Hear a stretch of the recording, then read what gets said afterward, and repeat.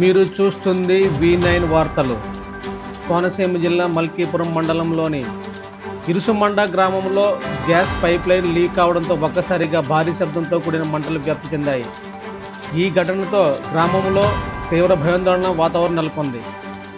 Leak అవుతున్న gas కారణంగా మంటలకు స్ఫుటతుండటంతో ప్రమాదం మరింత విస్తరించే అవకాశం ఉందని అధికారులు భావిస్తున్నారు. ఈ నేపథ్యంలో చుట్టుపక్కల గ్రామాలైన నిరసమండ, లక్కవరం, బోడసపల్లి, కేసనపల్లి గ్రామాలకు తక్షణమే ప్రమాద హెచ్చరికలు జారీ చేశారు.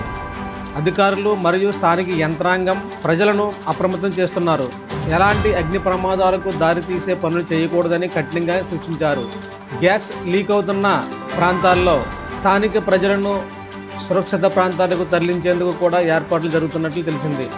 ప్రజలు భయాందోళనకు గురి కాకుండా అధికారులు సూచనలు తప్పనిసరిగా పాటించాలని జిల్లా యంత్రాంగం కోరింది.